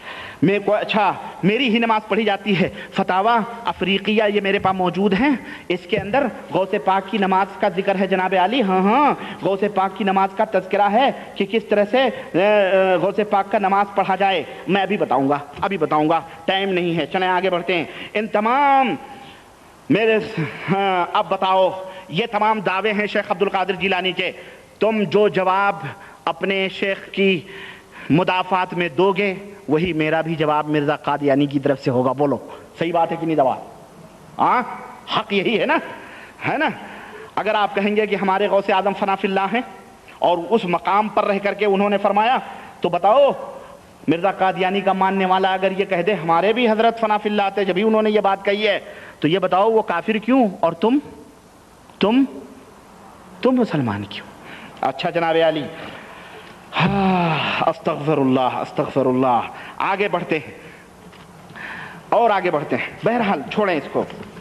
یہ ہمارے کچھ اب جب بات آئی ہے شیخ عبد القادر جیلانی کے تعلق سے، تو جناب علی یہ فتاوا افریقیہ مجدد اعظم امام احمد رضا خان فاضل بریلوی فاروقیہ بک ڈپو جامع مسجد دلی، اس کے احمد رضا خان صاحب کی لکھی ہوئی کتاب، اس کے اندر کہتے ہیں کہ شیخ عبد القادر جیلانی فرماتے ہیں کہ جو کسی تکلیف میں مجھ سے فریاد کرے وہ تکلیف دفع ہو، اور جو کسی سختی میں میرا نام لے کر ندا کرے وہ سختی دور ہو، اور جو کسی حاجت میں اللہ کی طرف سے مجھ سے وسیلہ کرے وہ حاجت برائے، اور جو 2 رکعت نماز ادا کرے ہر رکعت میں سورہ فاتحہ کے بعد سورہ اخلاص 11 مرتبہ پڑھے، پھر سلام پھیر کر نبی پر درود سلام بھیجے، پھر عراق شریف کی طرف، صدام شریف کی طرف، ہاں ان لوگوں کا وہی ہے نا کوفہ بصرہ، یہ کوفی لا یوفی، ان سے کبھی وفا کی امید نہ رکھو، یہ کوفہ بصرہ کے دین ہیں، یہ حنفیوں کے دین، یہ احمد رضا خان مجدد اعظم ہیں، کون ہیں یہ؟ ان کے ہاں اعظم سے بڑھ کر کے ان کا امام بھی امام اعظم، ان کا پیر بھی پیر اعظم، ان کا غوث بھی غوث اعظم، ان کا قطب بھی قطب اعظم، ان کا مجدد بھی مجدد اعظم، اور یہ سارے شیطان ہیں۔ کون ہے یہ؟ سب شیطان کے پجاری ہیں، مجدد اعظم ہیں۔ خان صاحب احمد رضا فاضل بریلوی کہتے ہیں کہ عراق شریف کی طرف یہ کون فرما رہا ہے؟ شیخ عبد القادر جیلانی کی بات بتائی جا رہی ہے کہ حضرت نے فرمایا ہے، حضرت حضور پرنور سیدنا غوث اعظم رضی اللہ تعالیٰ عنہ فرماتے ہیں کیا کہ عراق شریف کی طرف 11 قدم چلے، ان میں میرا نام لیتا جائے اور اپنی حاجت یاد کرے، اس کی وہ حاجت روا ہو۔ اکابر علماء کرام اور اولیاء اعظام، یا اولیاء کرام اعظام کون ہے معلوم؟ یہ سب شرک و بدعت کے رسیا، اور وہ سب وہی لوگ ہیں جنہوں نے انہوں نے اکابر اولیاء اور علماء اعظام کے نام دیے ہوئے ہیں، یہ سب یہی زندیق لوگ ہیں۔ یہ تمام سب لوگوں نے اس کو جو ہے جائز قرار دیا ہے، اور چنانچہ اس نے نام گنوایا ہے امام ابو الحسن نور الدین علی بن جریر لخمی شنتوفی، عبداللہ بن اسد یافعی، ملا علی قاری حنفی، اور مولانا ابو المعالی محمد مسلمین قادری، شیخ محقق عبدالحق محدث دہلوی، انہوں نے سب نے اپنی کتابوں کے اندر یہ تمام سب روایتیں نقل کی ہیں۔ اور میں سمجھتا ہوں اللہ کے سوا اگر کسی کے لیے نماز ادا کی جاتی ہے تو وہ کیا ہے؟ وہ مسلمان ہو سکتا؟ بولو مسلمانوں، نماز کس کے لیے ہے؟ کہ غوث اعظم کے لیے ہے، اسی کو صلاۃ غوثیہ کا نام دیا گیا ہے۔ میں اپنی طرف سے، اور یہی نہیں بلکہ میں آپ کو بتاؤں کہ کہتے ہیں کہ شیخ عبد القادر جیلانی کیا کہتے ہیں سنو تقلید کا جال کس طرح انہوں نے بچھایا ہوا ہے۔ کہتے ہیں سیدی عبد الوہاب شارانی، ارے وہ خبیث جو خانقاہ میں اعلیٰ حضرت نے لکھا ہے، لونڈیا پھنسا کے لے جا کے وہاں بدکاری کیا تھا، بدوی نے کہا تھا رفائی نے لے جاؤ حاجت پوری کرو، ڈر کیوں رہے ہو؟ ہاں وہی شارانی ہے، یہ کہتا ہے کہ بے شک اولیاء کرام دنیا اور آخرت اور قبر و حشر میں اپنے متوسلین کے شفیع اور مددگار ہیں، شفیع اور مددگار ہیں۔ چنانچہ فرماتے ہیں کہ کل من کان متعلقا بنبی او رسول او ولی فلا بد ان یحضرہ ویاخذہ بیدہ فی الشدائد، جو کوئی کسی نبی یا رسول یا ولی کا متوسل ہوگا، مرید ہوگا، ماننے والا وسیلہ لے گا، ضرور ہے کہ وہ نبی اور ولی اس کی مشکلوں کے وقت تشریف لائیں گے، اس کی دستگیری فرمائیں گے۔ میزان الشریعت الکبریٰ میں فرماتے ہیں کہ جمیع الائمۃ المجتہدین یشفعون فی اتباعہم ویلاحظونہم فی شدائدہم فی الدنیا والبرزخ ویوم القیامہ حتی یجاوز الصراط، تمام ائمہ مجتہدین اپنے پیروں کی، اپنے ماننے والوں کی، ائمہ مجتہدین امام ابو حنیفہ، مالک، شافعی، پورے ائمہ، خاص طور سے ائمہ اربعہ، تقلید کا جال کس طرح سے بچھایا جا رہا ہے اور کس طرح لوگوں کی بدعقیدگیوں سے انہیں تقلید کے جہالت کی تاریکیوں میں ڈالا جا رہا ہے، یہ عقیدہ بتلا کر کے کہ فرماتے ہیں کہ ائمہ مجتہدین جتنے بھی ہیں سب اپنے ماننے والوں کی شفاعت کرتے ہیں، دنیا اور دنیا کے اندر، قبر کے اندر، حشر کے اندر، ہر جگہ سختیوں کے وقت ان کی نگہداشت فرماتے ہیں، جب تک صراط سے پار نہ ہو جائیں، جب تک پل صراط سے پار نہ ہو جائیں تب تک ان کی نگرانی میں باقاعدہ کراسنگ ہوگی، بھائی پل صراط پر سے گزر ہوگا، ائمہ مجتہدین کھڑے دیکھتے رہیں گے۔ یہ بتاؤ اپنے اماموں کو نبیوں کا مقام دینا نہیں ہے؟ سنو، اسی طرح فرماتے ہیں کہ ان ائمۃ الفقہاء والصوفیہ کلہم یشفعون فی مقلدیہم ویلاحظون احدہم عند طلوع روحہ وعند سؤال منکر ونکیر لہ وعند النشر والحشر والحساب والمیزان والصراط ولا یغفلون عنہ فی موقف من المواقف، کہ بے شک سب پیشوا، اولیاء، علماء اپنے اپنے ماننے والوں کی شفاعت کرتے ہیں، اور جب ان کے مریدوں کی روح نکلتی ہے، جب منکر نکیر اس سے سوال کرتے ہیں، جب اس کا حشر ہوتا ہے، جب اس کا نامہ اعمال کھلتا ہے، جب اس سے حساب لیا جاتا ہے، جب اس کے عمل تلتے ہیں، جب وہ صراط پر چلتا ہے، ہر وقت ہر حال میں اس کی نگہبانی کرتے ہیں۔ دیکھ رہے ہیں جن جاہلوں میں یہ عقیدے پھیلائے جائیں، جن جاہلوں کو یہ باتیں بتائی جائیں، اسے پھر کیا کرنے کی ضرورت ہے؟ حضرت کا جیب بھرنے کے لیے، حضرت کی جیبیں بھرنے کے لیے مرید ہو جائے، بات ختم ہے کہ نہیں ہے؟ کہ ہمارے ائمہ، ہمارے فقہاء، ہمارے جن کی ہم تقلیدیں کرتے ہیں، یہ سب پل صراط کے اوپر، حشر میں، نشر میں، قبر میں، سب جگہ موجود ہیں۔ اور کہتے ہیں کہ لما مات شیخنا شیخ الاسلام ناصر الدین اللقانی راہو بعض الصالحین، پھر عربی میں ہے، کہتے ہیں کہ ہمارے استاد ناصر الدین لقانی مالکی رحمۃ اللہ علیہ کا انتقال ہوا، بعض صالحین نے خواب میں دیکھا، پوچھا اللہ نے آپ کے ساتھ کیا کیا؟ فرمایا جب منکر نکیر نے مجھے سوال کے لیے بٹھایا، امام مالک رضی اللہ عنہ تشریف لائے اور فرمایا ایسا شخص بھی اس کی حاجت رکھتا ہے کہ اس سے اللہ رسول کے ایمان کے بارے میں پوچھا جائے، الگ ہو جاؤ۔ اس کے پاس سے وہ منکر نکیر فوراً چلے گئے۔ ابھی تک غوث پاک آتے تھے، اب امام مالک بھی قبروں میں آ رہے ہیں، اور جب امام مالک اپنی قبروں میں آ رہے ہیں اپنے مالکیہ کے شفاعت کے لیے، تو امام ابو حنیفہ بھی ان حنفیوں کی قبروں میں آئیں گے ان کی شفاعت کرنے کے لیے۔ منکر نکیر چلے جاؤ، ہمارا ماننے والا ہے، تم اللہ رسول کے بارے میں ان سے پوچھتے ہو؟ یہ عقیدہ ان حنفیوں کا ہے، اور یہ بتلایا جاتا ہے۔ یہ کتاب میرے باپ کی نہیں، اور دنیا کے تمام مسلمانوں کو میں چیلنج کرتا ہوں جو اپنی نسبت اسلام کی طرف کرتے ہیں، یہ فتاوی افریقیہ مجدد اعظم احمد رضا خان کی کتاب ہے، جو صفحہ 135، 36، 37 کے اندر یہ عبارتیں لکھتا ہے۔ بتاؤ ایسا لکھنے والا مسلمان ہو سکتا ہے؟ یہ عقیدہ رکھنے والا مسلمان ہو سکتا ہے؟ اس طرح کی خرافات پھیلانے والا مجدد اعظم ہو سکتا ہے؟ یہ حنفیوں کا امام ہے۔ اور یہی نہیں، اللہ کی قسم کہتے ہیں کہ تمام مشائخ اور تمام صوفیاء ہر سختی کے وقت اپنے مریدوں کا، دنیا میں بھی اور آخرت میں بھی، تو کہتے ہیں کہ جب اولیاء ہر سختی کے وقت اپنے پیروں اور مریدوں کا دنیا اور آخرت میں خیال رکھتے ہیں، تو ائمہ مذاہب جو امام ابو حنیفہ، امام مالک، امام شافعی، امام احمد بن حنبل جو ہیں، یہ اپنے ماننے والوں کا کیا کہنا، ان کا کیا کہنا، یہ تو بدرجہ اولا سب جگہ موجود رہیں گے۔ میرے عزیز، یہ عقیدے آئیں گے، وقت کم ہے، میں ایک اور حقیقت آپ کے سامنے رکھوں۔ یہ میرے پاس جوامع الکلم ہے، یہ کون ہے معلوم ہے؟ یہ غریب النماز ہیں، تو یہ بندہ نماز ہیں۔ یہ غریب نماز ہیں، اور یہ کون ہیں؟ ہاں، یہ بندہ نماز۔ ہمارے ہاں سب نماز رہے، وہ داتا گنج ہیں، سب انہوں نے بانٹے ہوئے ہیں، یہ سب بانٹے ہوئے ہیں۔ یہی حضرت ان سے کسی نے پوچھا ان الحق کے بارے میں، صوفی منصور، یہ سب صوفی سب صوفی، سارے کے سارے، یہ سارے کے سارے صوفی اسی تو اسی زمرے کے اندر ہیں. ان سے کسی نے پوچھا بندہ نماز سے 521 صفحے کے اندر جوامع الکلم 521 صفحہ اور مترجم اردو، اس کے اندر ان سے کسی نے پوچھا کہ 521 صفحہ اور مترجم اردو، اس کے اندر ان سے کسی نے پوچھا کہ ان الحق کے کیا معنی ہیں. جوامع الکلم ہے یہ، میرے پاس مرتبہ سید محمد اکبر حسینی جو ان کے بیٹے کی کتاب ترجمہ پروفیسر معین الدین دردائی اور ادبی دنیا مٹیا محل دہلی کی چھپی ہوئی، اور جناب علی ملفوظات خواجہ بندہ نواز گیسو سن 1414 مطابق 1994 ہجری طبع اول 100 روپے اس کی قیمت.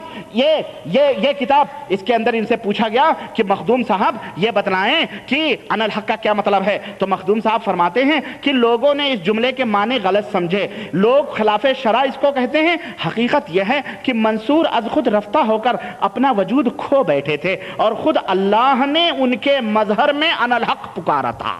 استغفر اللہ. اللہ صوفی منصور کے اندر سے کون بول رہا تھا؟ اللہ اوتار لیا تھا. صوفی منصور مظہر مانے اوتار لینا. کیا لینا؟ اوتار لیا تھا. جس طرح درخت کے مظہر میں موسیٰ نے اللہ سے کہا تھا انی انا اللہ لا الہ الا انا، اسی طرح حسین منصور کے مظہر میں اس نے ان الحق کی اللہ نے آواز لگائی. لوگوں نے اس کو سن کر خلاف شرع سمجھا اور جمع ہو کر ان کو قتل کر دیا، حالانکہ ان کا کوئی قصور اور جرم نہیں تھا. ارے جو اس کو کافر نہ مانے وہ میں اس کو کافر سمجھتا ہوں. اور یہ بندہ گیسونا پلے درجے کا شیعہ خبیث، اس کی درگاہ کو ہمارے ہندوستان کے اندر گلبرگہ کے اندر لوگ پوجتے ہیں. اور یہ سنی اپنے آپ کو کہنے والے، ارے مسلمانوں تم کہاں بھٹک رہے ہو؟ اپنے نبی کی تعلیمات جو موجود ہیں تم ان چوہڑے چماروں کے اور ان بدماش اور لٹیرے اور کافر اور زندیق اور شیعہ اور رافضیوں کے چکروں میں تم کہاں پھنس رہے ہو؟ نکل آؤ. اور قرآن و سنت تمہیں آواز دیتے ہیں. نبوت کے دعوے سے میرے پاس ایک اور کتاب موجود ہے، تذکرۃ الرشید. دیوبندی اس میں پیچھے نہیں ہے، یہ سب اس میں موجود ہیں. میرے عزیز، اگر کسی نے وضاحتاً نبوت کا دعویٰ کیا ہے تو کسی نے اشارتاً بھی نبوت کا دعویٰ کیا ہے. تذکرۃ الرشید مولانا رشید احمد گنگوہی محمد عاشق علی صاحب میرٹی کی یہ لکھی ہوئی کتاب. کہتے ہیں جلد نمبر 2 صفحہ نمبر 17، جلد نمبر 2 صفحہ نمبر 17، اس کے اندر حضرت فرماتے ہیں اور کہتے ہیں کہ جلد نمبر 2 اور صفحہ نمبر، یہ کتاب جلد نمبر تذکرۃ الرشید، کہتے ہیں کہ آپ نے کئی مرتبہ بحیثیت تبلیغ یہ الفاظ زبان فیض ترجمان سے فرمائے. سنو نئے نبی کا دعویٰ کس طرح ہو رہا ہے. کہتے ہیں سن لو، حق وہی ہے جو رشید احمد کی زبان سے نکلتا ہے، اور بقسم کہتا ہوں کہ میں کچھ نہیں ہوں مگر اس زمانے میں ہدایت اور نجات موقوف ہے میری اتباع پر.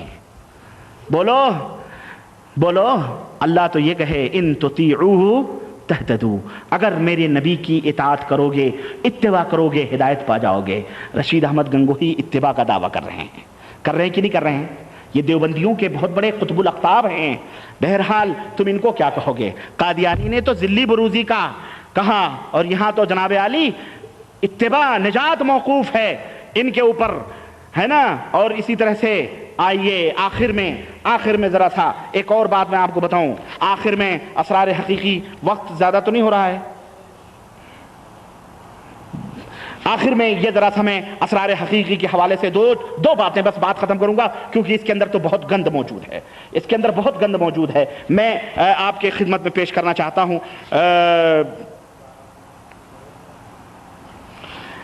یہ کتاب کس کی ہے معلوم ہے؟ یہ کتاب ہے اردو ترجمہ مکتوب حضرت سلطان الہند، مشتمل بر پنج بنائے اسلام معروف باسرار حقیقی. حصہ اول.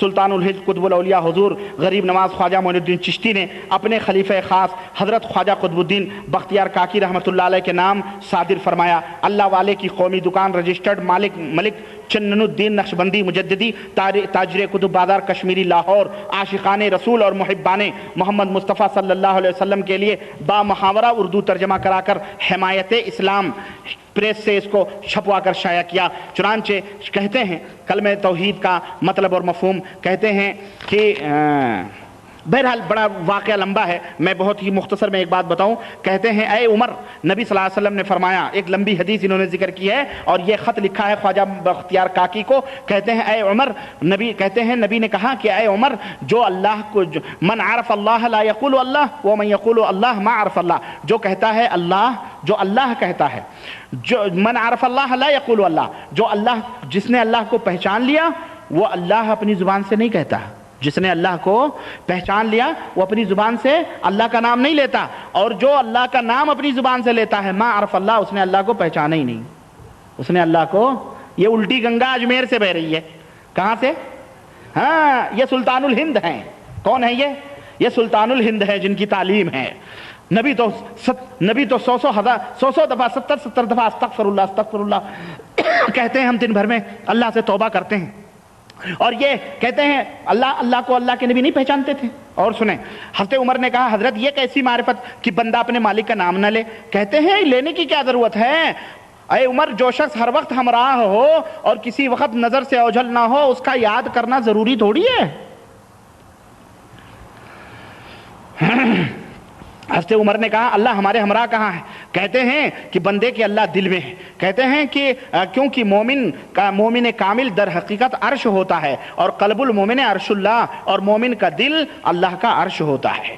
اسی طرح سے کہتے ہیں کہ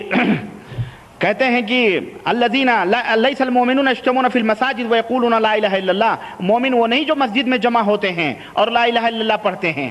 وہ لوگ مومن نہیں ہیں جو لا الہ الا اللہ پڑھتے ہیں، جو مسجد میں جمع ہوتے ہیں. وہ مومن لوگ نہیں ہیں، بلکہ اس سے ناواقف ہیں. وہ نہیں جانتے کلمہ توحید کا مطلب کیا ہے. چنانچہ کہنے لگے، حضرت عمر نے کہا کلمہ توحید کا مطلب کیا ہے؟ تو حضرت خواجہ غریب النواز کلمہ توحید کا مطلب بتا رہے ہیں. کیا کہہ رہے ہیں؟ اس کا مطلب یہ ہے کہ دنیا میں کوئی موجود نہیں ہے اللہ کے سوا. دنیا میں کوئی موجود، یہ ہم تم سب جانور، چرند پرند، آسمان، یہ سب اللہ ہے. کوئی جو بھی موجود ہے سب اللہ ہے. اور محمد مظہر خدا ہیں، محمد صلی اللہ علیہ وسلم مظہر خدا ہیں. اسی طرح سے کسی نے اور کسی نے، ارے بہت باتیں ہیں اس میں. کسی نے کہا کہ حضرت یہ بتائیں کہ محمد صلی اللہ علیہ وسلم کہتے ہیں کہ عمر پرسید یا رسول اللہ ذات خاص حضرت چے باشد. پیغمبر خدا صلی اللہ علیہ وسلم فرمود انا احمد بلا میم. حضرت عمر نے پوچھا کہ حضرت یا رسول اللہ آپ کی ذات کیا ہے، یعنی آپ کے ذات کی حقیقت کیا ہے؟ تو نبی صلی اللہ علیہ وسلم نے فرمایا کہ انا احمد بلا میم، میں احمد ہوں بغیر میم کا. بغیر میم کا میں کیا ہوں؟ احمد ہوں. احمد میں سے میم ہٹا دو تو کیا باقی بچتا ہے؟ بولو. احد. قل هو اللہ، اللہ ہی احد ہے. تو یہ احمد ہیں بغیر، ان کا یہ عقیدہ ہے کہ حضور صلی اللہ علیہ وسلم ہی مظہر خدا ہیں، وہی خدا ہیں. چنانچہ کسی شاعر نے کہا وہی جو مستوی عرش تھا خدا بن کر ادھر پڑا ہے مدینے میں مصطفیٰ بن کر. اور قوال بھی کہتے ہیں کہ بغیر عین کا ایک عرب میں نے دیکھا مدینے میں، بغیر عین کا ایک عرب میں نے دیکھا. المہم اللہ کی قسم بتا رہا ہوں، اس کے اندر اس قدر کفریہ باتیں ہیں کہ اگر یہ کتاب، جیسا کہ صاحب کتاب نے معین الدین چشتی اجمیری کی طرف منسوب کیا ہے اس کتاب کو، اگر یہ کتاب معین الدین چشتی نے لکھی ہے اور جیسا کہ کلمہ بھی اس نے پڑھوایا ہے، تو یہ اللہ کی قسم جیسا کہ ان کی کتابوں میں لکھا ہے یہ کافر تھا، یہ مسلمان نہیں تھا جن کو ہندوستان پاکستان کے لوگ خواجہ معین الدین چشتی کے نام سے یاد کرتے ہیں. اور یہ میرا دعویٰ ہے اور میرا چیلنج ہے، جاؤ یہ میرے گھر کی کتاب نہیں ہے، یہ تمہارے گھر کی کتاب ہے. تم نے خواجہ معین الدین کے ان خطوں کو اس کتاب کے اندر نوٹ کیا ہے، اور اس خط سے ظاہر ہوتا ہے کہ یہ مسلمان نہیں تھا، بلکہ یہ مسلمان کے نام پر کفر کو، شرک کو، یہودیت کو، برہمنیت کو، ہندوازم کو دنیا کے اندر پھیلا رہا تھا. وحدت الوجود کا قائل تھا، یہ قادیانیت سے بھی بدترین تھا. تو بتاؤ مسلمانوں، یہ سب کچھ کا دعویٰ کر کے اس طرح کا عقیدہ رکھتے دنیا کے سلطان الہند بنے، مرزا قادیانی ہی کافر کیوں ہے؟ یہ بولو، ان کو کس کھاتے میں رکھو گے؟ اور یہ تمام سب جو حوالے ہم نے دیے ہیں ان کو سنجیدگی کے ساتھ، اور جو حوالے ہم نے دیے ہیں، جاؤ دنیا کا کوئی مائی کا لال ان حوالوں کو غلط نہیں ثابت کر سکتا. یہ تمام حوالے موجود ہیں. ان حوالوں کی روشنی میں میں کہتا ہوں کہ، اور میرا یہ عقیدہ ہے کہ مرزا غلام احمد قادیانی کافر تھا، اس کے ماننے والے کافر ہیں، اور جو اس کی پیروی کرے وہ بھی کافر ہے، اور جو قادیانی جیسے عقیدے رکھے وہ بھی کافر ہے. اور یہ صوفیوں کے جو عقیدے ان کتابوں میں موجود ہیں، جو حوالے میں نے دیے ہیں، ان تمام حوالوں کی روشنی میں جو یہ عقیدہ رکھے وہ بھی کافر ہے، بھلے وہ کسی کا قطب ہو، اقطاب ہو، غوث ہو، کوئی بھی ہو، یہ عقیدے رکھنے والا مسلمان نہیں ہو سکتا ہے۔ اگر تم قادیانی کو کافر کہتے ہو تو پھر انہیں کافر کیوں نہیں کہتے؟ اس لیے کہ تمہارے پیر اور مرشد ہیں، ان سے تمہاری جیبیں بھرتی ہیں۔ مسلمانوں، عبرت حاصل کرو، نصیحت حاصل کرو، اللہ اور اس کے رسول کا دین قیامت تک موجود رہے گا، اور اللہ کے رسول صلی اللہ علیہ وسلم نے فرمایا ہے ترکتکم علی المحجۃ البیضاء، میں نے تمہیں